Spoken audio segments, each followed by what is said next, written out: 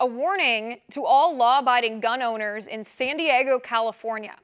The San Diego City Council has voted on an ordinance that could send gun owners to jail if they don't keep their firearms in a Department of Justice approved lockbox or use a trigger lock.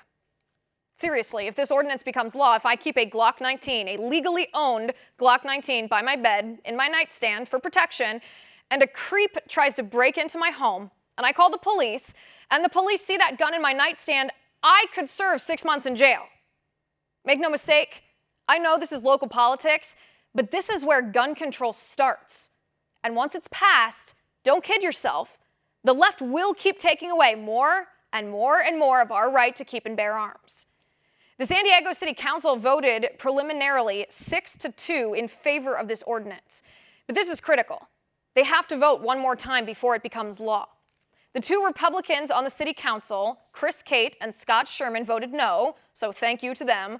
But 6 Democrats voted yes. Jennifer Campbell, Vivian Moreno, Barbara Bride, Georgette Gomez, Christopher Ward, and Monica Montgomery.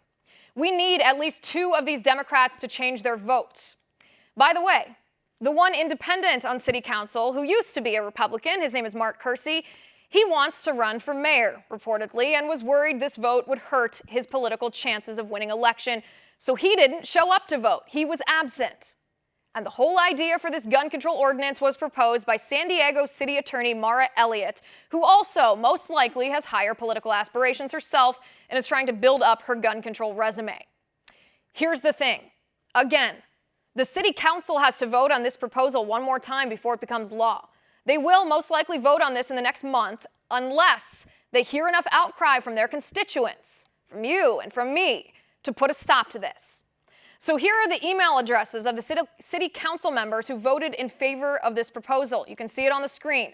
Jennifer Campbell at sandiego.gov, Vivian Moreno at sandiego.gov, Barbara Bride at sandiego.gov, Georgette Gomez at sandiego.gov, Christopher Ward at sandiego.gov, Monica Montgomery at sandiego.gov.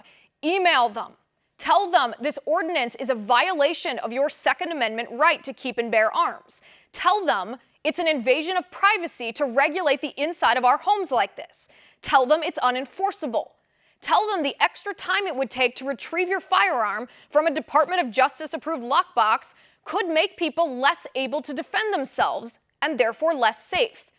Tell them there is already a law in California about proper storage of firearms if you share a home with a person who is prohibited by law from possessing a firearm.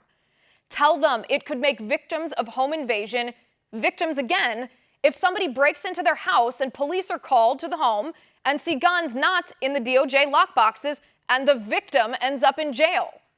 And it could make victims of domestic violence less likely to call the cops if they're worried about being thrown in jail for how they keep their guns. This is a really important point, too.